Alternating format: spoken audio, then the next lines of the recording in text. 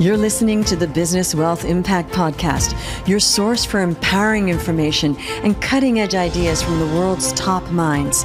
I'm your host, Jeanne Amlour, founder of seven-figure coaching company, Jeanne Amlour International. Join me on a journey to unleash your potential and create your highest success. Welcome to Business Wealth Impact. Hello and welcome to another wonderful episode. Today we have Emily Reynolds, who is the founder and CEO of the award-winning R Public Relations, providing expert-level PR, publicity, and crisis communication services. Welcome, Emily. Thank you so much for having me. I'm so excited to be here. Me too, especially because I'm very, very interested in hearing what you have to say today. And I know I'm going to learn a lot as well, because we are going to hear about how to niche down to completely maximize your ROI in any business. So let's just start digging into that a little bit. How do people do this? Why is it important?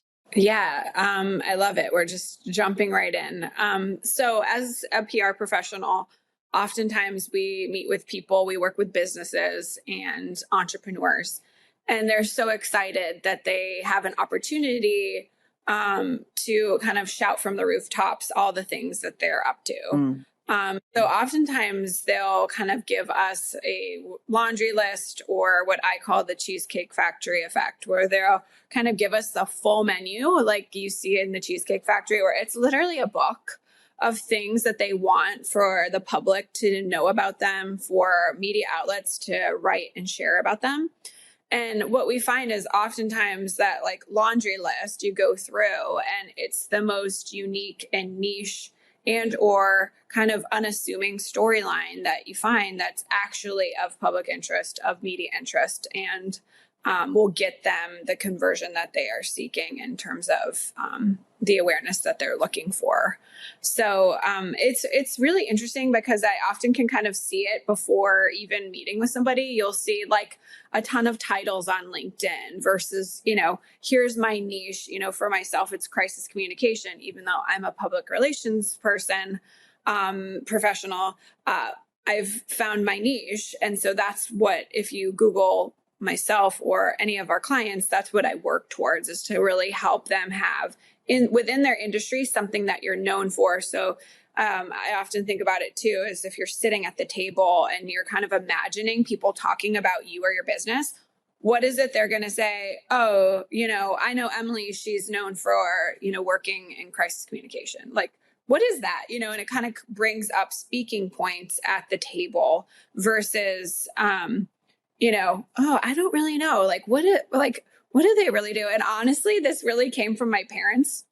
They had no idea what I did. I've been in PR for many years. They're like, what is this? Like, they thought I was literally writing like food reviews at one point. And like, no. And so I realized that like the more you can kind of educate yourself on a niche, and it is like kind of, to get even deeper, it's kind of debunking a scarcity mindset, right? So like I find, even though it's like filling up a resume or titles that people are kind of giving a lot to either their LinkedIn profile or their website, it's actually coming from a place of scarcity in my mind and in my philosophy, because you're kind of wanting people to know so much that you're actually watering down what really makes you special.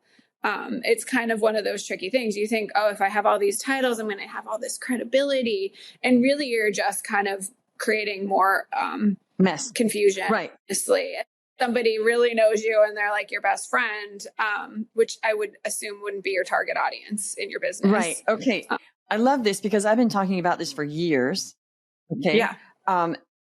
It reminds me of when I was an actress many years ago, and actors used to get cards and they would put every single thing they did on it. And I was doing like catering at one point, and one girl gave me her card and it said actress, model, singer, dancer, this, that.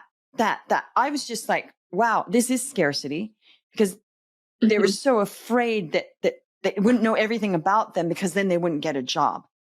It went on and on. I just thought, oh my gosh, it just went on and on. So what you're saying, let's just clarify this. And I agree, because when you go on LinkedIn, and I coach my clients on this, actually, there isn't Like I help XYZ one market to do one thing, right? It's I'm Mm-hmm. this speaker, this podcast, author, this coach, consultant, blah, blah, blah, this and that, life coach, business coach, and you're like, what the heck do you do? And it is scarcity. It is scarcity and anxiety that I'm going to miss out if they don't know everything I can do. And people don't want to know everything you can do. So when we talk about, so I totally agree. So when we talk about the, laundry list or the Chinese menu or the Cheesecake Factory, are you saying that it's great that they bring you all of this stuff because then you cull through it and find out like the one thing? Is that what you're saying? Well, I think yes and no. So it's great when you bring, a professional you've hired to kind of help you with your marketing or your outreach or your publicity or, something of that nature where you want to give them information to be educated on your brand. I'm talking more about like your public image. So it would be my job or somebody in the field or yours if you're coaching a client, to be able to kind of sift through and kind of pick out the thing that would be like the menu highlight for a public facing part of your brand. So I think two things. Yes, like give as much information as you think relevant and possible to the people that you've entrusted to kind of share your brand and put it out there or coach you in your business. However, when that person or entity gives you advice, hey, this is really the thing that I think it differentiates you from your competitors, differentiates you in your market, in your industry, that is something to kind of think about, hold on to, and allow. Because if you're like, no, I need to also, like, similar to the business card, like have everything that I do, like I'm an actress, I'm a caterer, I'm a, all the things, people are going to get confused in terms of the public. So, even if I'm perusing applications for somebody to work at my firm, I often make sure that they're kind of cohesive and if, obviously dependent upon the position, but most of the time, even entry-level positions, I want to see you've had an internship. I want to see you've gone to school to some like capacity in my industry. Right. So like I'm vetting those things because it's of interest to me to have somebody who can kind of come in and have some general knowledge. If somebody has, 55 things and they're like, hey, I have a really successful like social media channel, so I know how to do PR, it's not going to be as relevant to me. And so anybody's industry is like this. I really believe. So the more you have cohesion inside of a niche in terms of the public, the more you're going to have that general awareness. You're going to have people go to you, and think about it, even in Europe, like those sweet little markets where there's just like, an array of cheeses or, bread or so, they go to that, the public or the community knows to go to that place for, the best cheese in the village, so like, I think we've kind of, as, at least in the US, like we kind of like love to have like a lot of things going on in our businesses for the most part. However, in terms of like media outreach, in terms of like, growing your niche, growing your general awareness, which in turn does turn into ROI, the more we can kind of classify and kind of build. And then, it's kind of fun. Then you kind of build your expertise in that niche. So yeah. No, I'm just thinking as you're speaking, I completely agree. So let's talk about the ROI, because it's all very well to say, this is what you should do, but there is a real correlation between getting clear on your offer and who's it for and what are you doing, that people say that's the person I need for crisis communication services. It's Emily because it's all over her story. And sure, I know she's a PR person. I'm sure she does other stuff, but that's really what her thing is. And I know you do other stuff. So what happened? And we'll get into your story in a minute because I think it's super fascinating. So what happened when you got your like small snapshot and niche down? Did that immediately bring more ROI into your business? Absolutely. Tell us about that. And this is why I work with clients on kind of niching because, not just for myself, but I actually learned this from my clients. Like I kind of watched, media take off for businesses once we kind of were able to fine tune the niche and a storyline. I watched people's businesses grow and scale and, grow in different markets. For when they found like the secret sauce or their so for myself, yeah, I kind of started really broad where I started as a journalist and like love to write all these kind of stories and still love stories and love like getting to know people, who they are, what makes them tick, what makes them passionate, what makes them kind of who they are, their story of their business. But that kind of grew into, I want to do marketing, because then you find the part of the story that's really unique and then you want to share that. And so I was a in-house marketing executive for a restaurant group in Texas for many years, and then grew into niching to public relations inside of general marketing. Worked in an agency and started my own. And so and then I niched from my own agency. We do lifestyle, which is more broad stroke. And then we've niched into being, experts in the field of crisis communication and reputation management, which is, in my industry, it's not general knowledge. Like a lot of people are like, what is that? We've heard of PR, but have you heard of like, people that kind of work in crisis? Yes. It's become more. Yeah, I've been aware of that for a long time, because every time there's a crisis, that they bring in the crisis management people. How do we deal with the press? Actually, one of my friends used to do that in Australia. Really? Yes. She worked for Victoria's estate. And she would be the interface with the press of like, there's an accident or something. She would be there doing the crisis management. So I've been aware of this for a while, that they actually have people that is their job in government, that they just work. They don't bring in people often. They just, they have a full-time job doing that because there's a lot of disasters. But, I'm fascinated. How did you build all this? Because you were talking before about, your mom, right? And then I think you have different locations. Is that correct? Correct. Right. Yes. So we started in Texas and then branched to Nashville. Nashville is booming. And so I actually got like a cold call from a friend of a client in Texas. And he's like, hey, I've heard, you and your firm are the people to hire. I'm opening up a restaurant in Nashville. I was like, I've never even been there. And so then quickly, he's like, I'll fly you out. Like, we'll come see the city. I fell in love with the city and was like, I have to just have a chapter in Nashville. So many people also had that. And then I'm originally from New York. So it kind of, also I wanted to return to my homeland eventually. So we have grown honestly through my own just like interest in different locations as the founder. But it's been really cool because speaking of niche, we are really localized in terms of the office locations that we have, but we also like through the years have just like great relationships across the country. So we have like people sitting in offices in our locations, but have worked in almost every major city. And so it's kind of cool to have both moving, but at the time, it's been just like owning a business. It was accidental. And so I call my business my oops baby, because I just love what I do. And then I grew a business from loving what I do.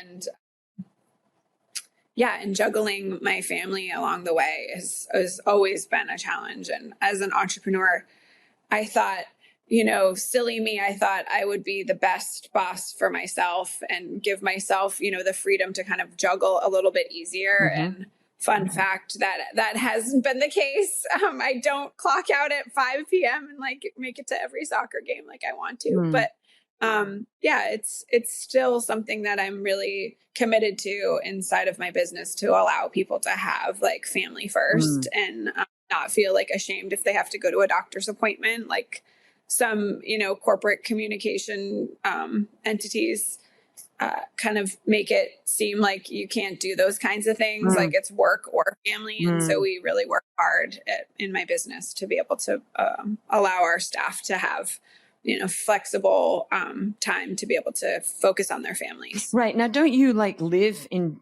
different cities? I do. How do you? Yeah. I'm interested in that. I think other people are probably interested in that as well. So to break that down for us. So you live some of the time in New York, some of the time in Nashville, and your kids stay in one spot with your husband. How does that work? Yeah. So my kids go to school and, schools have summers off. And so we kind of I could say we're a nomadic family. So I do travel a lot. I have places that I stay and live in all of the locations that we have our public relations. But my kids stay in their school. So yeah, it's a whirlwind. There's a lot of miles racked up with my flights, but I also, make sure I take super early flights or late flights so I can make sure I still make the soccer games and still kind of be able to be embedded in my family. We have a lot of great support in our community, friends and parents and my husband. And we're doing it. You've got some support with your husband and some family and friends that will step in and pick the kids up if that needs to happen or when you're not there. Yeah, absolutely. And I actually have a 17-year-old. So we have 4 teenagers and 1 kindergartner. So the teenagers have a lot going on still, but we teach our kids the importance of loving what you do and balancing, it's never a perfect balance. I sometimes feel like I'm mom of the year. And then other times I'm like, oh my gosh, I need to see my family more. I think, having a support system and just a high level of communication. I have shared notes with Annie, my executive assistant. We communicate all I share with her, hey, I'm going to be at the soccer game. Don't schedule any appointments. I have a shared note with my husband. So we are constantly in communication. And so if something changes, the shared note updates to him in the text. So it's I've found the calendars aren't suffice for somebody like myself that are always constantly moving. There was always some sort of glitch with my personal calendar and my professional. It can change. So I think finding your own way of communicating and making sure you're I think the biggest pitfall of all of this is the communication channel. Hey, my flight's late, or hey, I have to travel, something came up unexpectedly. There's sometimes I'm just so in my work zone, I'm forgetting to communicate those things. As a communications professional, you would think that I would be good at that, but that's not really, because that's not what you're teaching people. You're teaching people other levels. So I'm just listening, and it makes me realize everybody has to do things the way that suits their personality, their life, and how they're doing things. But I'm still stuck on the fact you have teenagers and a kindergartner. That was a big break between drinks. It was.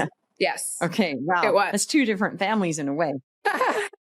Yes. Yeah. We have a blended family. So, okay. Yeah, we're and we have an exchange student this year. So we had one last year too. We have another addition to our family from Spain. Oh, that's amazing. And you're doing that just for cultural exchange, I'm guessing. Yes. Yeah. We've been loving it. My kids had such a great experience. They were we never want to not have an exchange student. So how lovely. That's great. It is really cool. Yeah. So we have a total of 6 kids in our house in the school year. And I travel to 3 locations and various other locations with clients all over the country. The crisis work that we do is not specifically to our local offices. So that's everywhere. Right. Okay. So that throws something. Yeah. So can you explain what, of course, you don't need to tell us your clients, but what exactly do you do? I mean, nitty gritty with the crisis communication services. I think that people will be fascinated, not just hearing the words, but what do you actually do? Do you reach out to the press? Is it press releases? What is that exactly that you're doing to help these people? And what are some of the crises that you're addressing? Yes. Great question. I'm from upstate New York, actually, originally, in the Adirondacks. And one of the sayings in the Adirondacks is like, leave no trace. So like when you hike in and you hike out of these, like just come and go as if you weren't there and enjoy the beauty. And in crisis work, it's really similar. So the best crisis work is you come into a business entity and it looks as if nothing happened because you've done such a great job. There isn't a huge forest fire happening with clients. And so oftentimes even clients that call us to kind of help with any sort of crisis, they're like, oh, it's a little underwhelming if you're doing such a great job, right? Because you've forecasted, you've planted a proactive like call to action with their internal teams, and you've really done your work to make sure that you've mitigated any sort of crisis. So oftentimes you'll see like people like myself, our work, and people will call us out. It's like a celebrity that has like that black and white, statement, I'm so sorry. I, really apologize to fans. I'm going to do better. I'm going to, make sure I learn from this. And a lot of the comment section will say, oh my gosh, what a great, PR team. Or maybe sometimes I'll call us out and say, what a horrible PR team. If it's kind of going sideways. But so far, we've been doing this for a while now. And a lot of our clients have had, things kind of bubble up that don't even go into the public. And not because we're not transparent. That's like one of a code of ethics as publicists and in crisis management experts that we like really adhere to. So it's not like we're hiding anything from anybody, but a lot of things that, as we know, the news cycle is just so quick, given social media, given direct access that we have with our phones, all of those things, right? Like, so a lot of businesses are in such vulnerable places because a lot of this isn't news. Like a lot of it's none of our business, honestly, as public, as the public, we want to know everything. We've become voyeurs and, every celebrity's lives, every business's lives or entity's lives. But it really isn't a lot of it, and so we're able to kind of we work with HR teams, we work with legal teams, work with C-suite. We sometimes work, with employees and internal groups. And a lot of it is just forecasting and planning. So a lot of our high profile clients, sometimes they have something bubble up and the best work is it's swept up. And, the good thing about the quick news cycle right now is something else comes along. Right. Something else comes unless it's something huge. Like what happened this week. Yes. So this is going to be airing a bit later. So I wanted to mention that.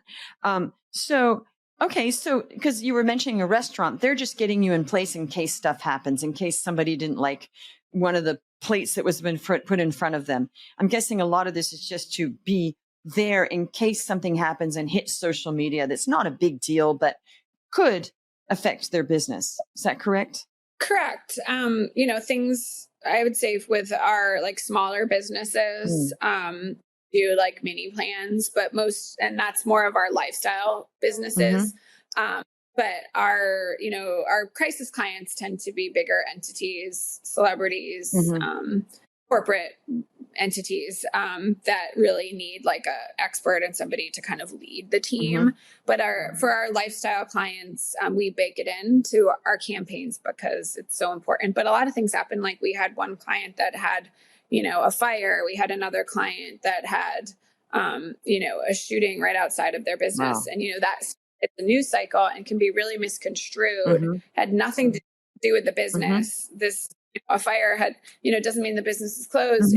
So a lot of public information is so misconstrued because of the quick news cycles that our job is like, if there is an emergency, that we can help, with the public messaging and kind of get the business back on track, get the public perception of the business. Like we're all good, even though this like tragedy happened and the timeliness of it. So a lot of the work, that crisis experts do is timeliness. You'll see this with airlines are a great example where they'll just like, you'll see something go viral on an airline, somebody getting kicked out. Boeing. Yes, exactly. And then, sometimes they wait too long and, their stocks start tanking. And sometimes, the public perception gets even worse. And sometimes they're right on top of it and you're like, whoa. And then it's, handled. And so, and you also, if you're too on top of it and there's like sensitivity, if somebody died or something really, sensitive, then that's not good either. So like you'd hire somebody like myself to really help you navigate those really challenging things. Yes. And then also, if you don't, like a lot of this, you don't know is going to happen. So a lot of things that we do is just like, what ifs, so we'll work with a business and the best businesses are like, they don't have a crisis happening and they're like, we know we may, so we need to plan. I will say that's very rare. Although it would highly recommend it because I will say even like the smallest mom and pops have had these kinds of things happen. But you kind of get a whole bunch of what if scenarios and write out plans. Who's going to be involved? Who's the first person you call? What do you say if, something of whatever the example might be is happening, the cadence of it. And you really have these all ready to go and you have like a playbook of like anything that could happen. Yeah. And those are like the best clients to work with because you're like just imagining these scenarios and then you're really building this cohesive group of people that are really aware of how to handle crisis. So, the psychological components of it are a lot of people either freeze or act too quickly. And this is just like, think of yourselves, if you get in like a fender bender, like, are you like jumping out of the car, like, wow, what happened? Or are you the person that's like, oh my gosh, what do I do? What do I do? And that's just anything in a crisis happens the same way. So if you're a freezer and you don't act quick enough, you're going to really hurt your business. And if you're somebody acts too reactionary, you're posting all these comments, you can cause a lot of damage. So we want to try to help be the people that are kind of in the middle, like acting, and being, the voice of reason, so to speak, when you're really the one going through something challenging. So what it sounds like is that you're treating it like the government. The government has all sorts of checks and balances in place when something happens. Even when you see the dramas, they're ready. They got the crisis team there. So it sounds like if you were a larger company, that would be really smart because stuff is going to happen. It would be really smart to just get all these things in place so that when something happens, they're all ready and they all know what to do. It seems like just like insurance to me. And smaller businesses, I don't think it's that important. But for a larger business, it seems like why wouldn't they do that? Certainly something is going to happen at some point, especially if you're an airline, right? And I actually was bamboozled at how they did handle that whole Boeing disaster. I was just scratching my head. And sometimes I am scratching my head when you have public figures who are running companies who do the wrong thing and then they're waiting too long. And then they have this statement come out that makes them sound like a complete jerk. And you're like, why didn't they just hire? And they probably did hire a bad person, or maybe they didn't think they needed it. But I'm actually bamboozled is the word that's not handled better in this day and age. So I am scratching my head because I look for things like that. Like, how are they going to, I think, okay, how are they going to, I'm watching, how are they going to handle this? And then there's no apology for abhorrent behavior, nothing. They just slink off or it's badly handled, or, there was something recently where the wife's statement during a scandal was amazing. It was just perfect. And the husband's was just so bad that I just couldn't believe it. I think you know what I'm talking about. You're talking about the Coldplay concert. Yes. I was just in shock at how bad that was handled on his side. Right. Her side, that PR team did an excellent job in that statement. Of not being a victim. I agree. It was masterful. I don't think I've ever seen a better release after something like that. Correct. So she hired the good people and he probably did it himself. He's like, wait, who'd you hire? Was that you? Was that you, Emily? So I know you wouldn't be able to tell us, but it was amazing. All right. So this has been really interesting. So tell us, what's something that you want to leave our listeners with as far as like mindset or philosophy of, how you got where you are? What's something you live by? I live by, one of the things, and this is in my bio on my website, but if words move mountains, so let them be something that you want to move yourself forward. So if your mindset is, this is never going to happen, or I tried this once and it didn't work. And, and these are things that I hear often from entrepreneurs and business owners and C-suite people, like just they're stuck, they're worried, they're frazzled. If your mindset is that and your words start saying that to your team or to people that you've hired, that's a seed that you're planting, and, that mountain is going to move in that direction. And so, my mindset is, and advice is like, let your words move the mountain that you want to move, and hopefully climb it as well, and shout it from the rooftops and the mountaintops, like who you are, and be proud of it. And, keep the ripple of what you're talking about positive and, and uplifting, because there, especially as an owner and a founder, like how we speak and think is trickling into everybody, whether it's, a C-suite person or an intern. So those things are really your words are really powerful. I love that. Just be careful what you utter. Be careful what you utter. Yes. Because words and thoughts are things. Well, thank you so much for that, Emily. Couldn't actually agree more. And thank you for being here. And thank you for listening, everybody. If you're loving this, make sure you subscribe. And if you really love it, reviews are always great. And we will see you on the next show. Thank you. You're listening to the Business Wealth Impact Podcast, your source for empowering information and cutting-edge ideas from the world's top minds. I'm your host, Jeanne Amlour, founder of seven-figure coaching company, Jeanne Amlour International. Join me on a journey to unleash your potential and create your highest success. Welcome to Business Wealth Impact.